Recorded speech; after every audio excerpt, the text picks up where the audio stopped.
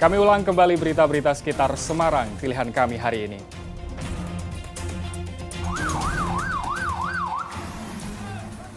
Motor terseret truk sejauh 20 meter, seorang remaja putri tewas di jalur Pantura, Pekalongan.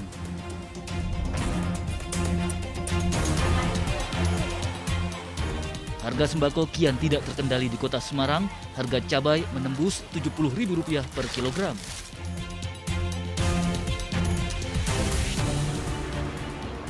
Menabrakkan mobil ke arah petugas, tersangka teroris ditembak mati tim Densus 88 di Kabupaten Sukoharjo.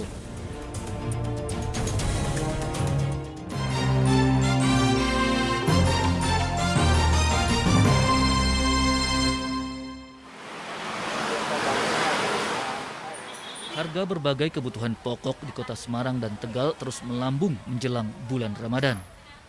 Di kota Semarang, kenaikan harga tertinggi terjadi pada cabai. Berdasarkan pantauan di pasar tradisional Kedung Mundu pada hari Sabtu, harga cabai rawit menembus Rp70.000 per kilogram. Padahal sebelumnya dijual Rp35.000 per kilogram. Kenaikan hampir terjadi pada semua jenis cabai. Cabai rawit putih, cabai keriting merah, dan hijau naik berkisar Rp15.000 sampai Rp30.000 per kilogram. Kenaikan dipicu berkurangnya pasokan dari petani karena cuaca buruk. Berarti omset juga turun ya, Bu? Iya, turun. Ini minyak ya enggak ada. Minyak juga nggak ada ya? Yo karepe sing dodol ya njaluk turun, Mas. Sing tuku gen akeh. Tanggapannya semoga segera stabil, apalagi ini mau menjelang puasa, terutama kebutuhan pokok semoga bisa kembali normal kembali. Ini pada naik, tadi beli berapa, Mbak? Beli bawang itu seperempat Rp10.000 karena kebutuhan, mau tidak mau tetap harus beli. Sementara di pasar Sumur Panggang, Kota Tegal, harga daging ayam naik Rp3.000 per kilogram, dari Rp35.000 menjadi Rp38.000 per kilogram. Kenaikan daging ayam sudah terjadi 2 kali dalam sepekan. Lagi-lagi pasokan ayam dari peternak berkurang sehingga memicu kenaikan. Harga ayam sekarang berapa? 37, 38. Sebelumnya berapa? Sebelumnya 35, ada Mulai kapan? 4 hari apa ya? Iya 4 harian, Mas. Ini kenaikannya kenapa? Ya biasa mau Ramadan. Masyarakat berharap pemerintah segera mengendalikan harga, apalagi bulan Ramadan kian dekat. Ali Mustakfirin melaporkan dari Kota Semarang, serta Sugihartono melaporkan dari Kota Tegal.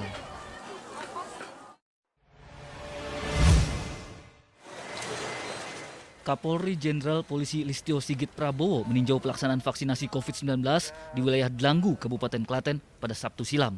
Vaksinasi diberikan kepada 2.500 warga. Kehadiran Kapolri untuk memastikan percepatan vaksinasi COVID-19 berjalan lancar sehingga kekebalan komunitas semakin terbentuk. Apalagi pada Lebaran tahun ini, pemerintah memberikan lampu hijau. Secara nasional, capaian vaksinasi COVID-19 tahap pertama mencapai 92%, tahap kedua mencapai 72%, sedangkan tahap ketiga atau booster baru mencapai 6%.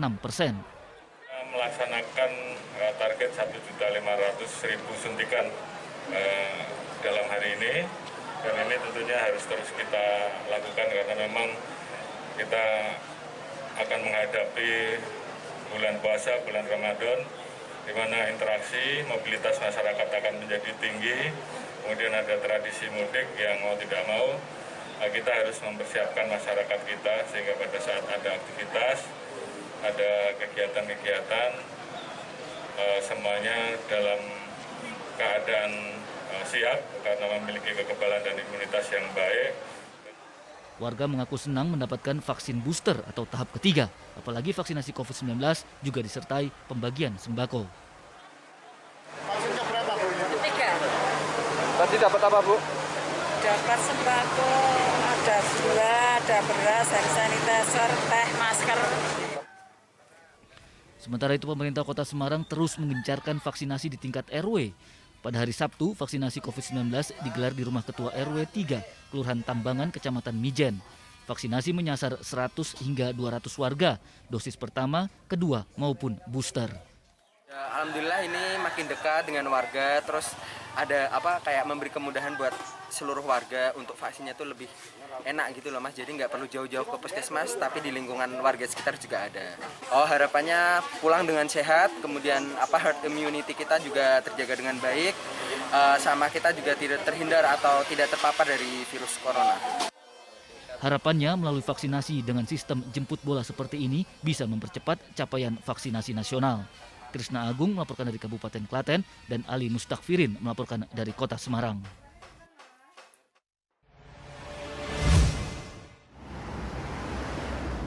Densus 88 Mabes Polri menembak mati tersangka teroris Sunardi di Desa Sugihan, Kecamatan Bendosari, Kabupaten Sukoharjo. Tindakan tegas diberikan karena tersangka berupaya menabrakkan mobil ke arah petugas. Usai penangkapan, kediaman tampak sepi, semua pintu tertutup. Warga sekitar tidak mengetahui persis kronologis kejadian sekaligus penembakan Sunardi yang diketahui berprofesi sebagai dokter. Kalau ketemunya dia di masjid tempat saya. Sering Sholat. Sering menyapa. Ya tidak. Pokoknya di kampung saya itu dia tidak pernah aktivitas apa-apa. Berarti kerja bakti dan lain-lain. Walah sama kerja bakti tidak sama sekali. Wong. Lokasi penangkapan berlangsung di ruas Jalan Bekonang, Sukoharjo di Dukuh Cendono, Desa Sugihan. Tembok rendah di depan rumah warga tampak hancur ditabrak mobil tersangka. Densus 88 berjanji akan memperbaiki rumah warga yang terdampak tabrakan mobil tersangka Sunardi. Itu kejadian cepat sekali, habis nabrak di sini kan saya kejadiannya tahunya sudah di situ, terus langsung dimundurkan mobilnya, terus pergi gitu aja. Sunardi ditangkap tim Densus 88 karena terlibat jaringan teroris Jemaah Islamiyah. Jenazah Sunardi telah dimakamkan di Polokarto usai menjalani otopsi di Rumah Sakit Bayangkara Semarang. Heri Prasetyo melaporkan dari Kabupaten Sukoharjo.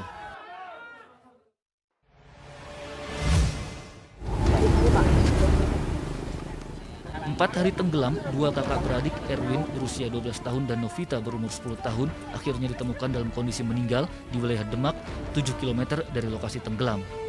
Kedua korban sebelumnya tenggelam di Sungai Tuntang, Desa Kemiri, Kabupaten Grobogan.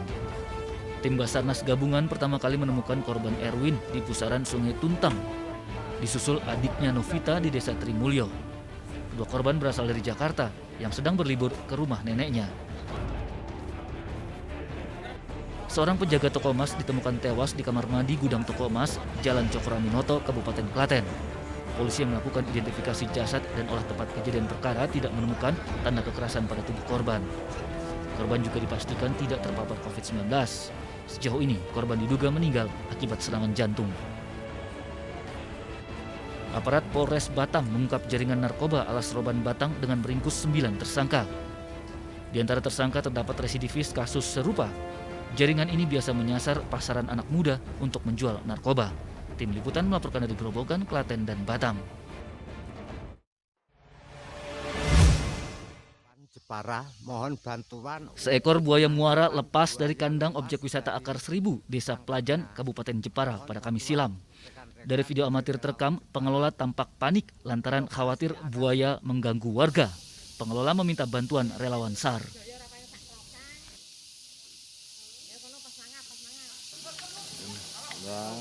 Buaya akhirnya ditemukan di depan kandang monyet.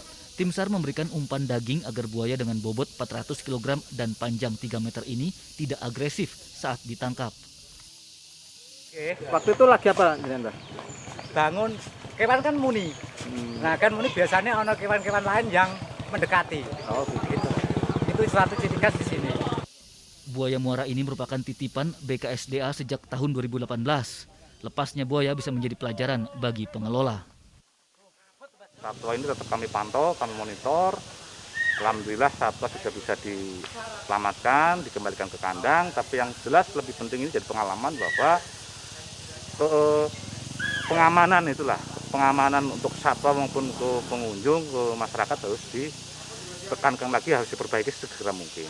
Buaya kemudian dikembalikan ke kandang. Taufan Yuda melaporkan dari Kabupaten Jepara.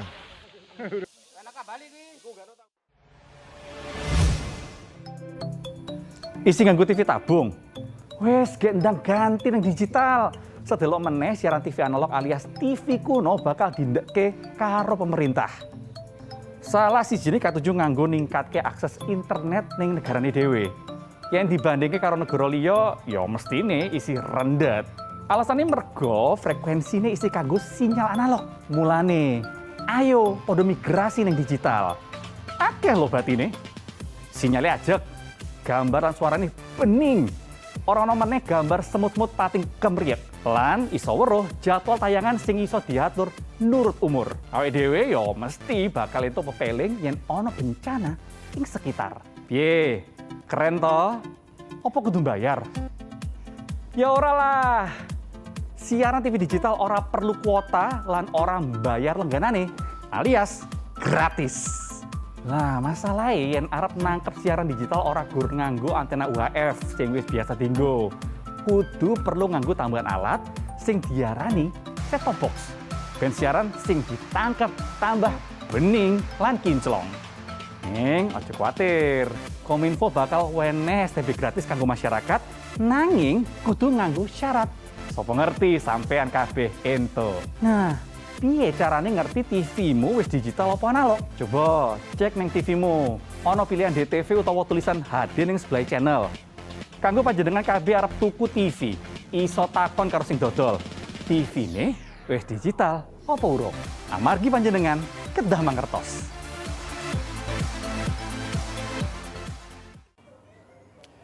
Informasi tadi mengakhiri jumpa kita pagi ini. Atas nama rekan yang bertugas, saya Ilham Ardiansyah mengucapkan terima kasih atas kebersamaan Anda. Selamat pagi, selamat beraktivitas, dan sampai jumpa.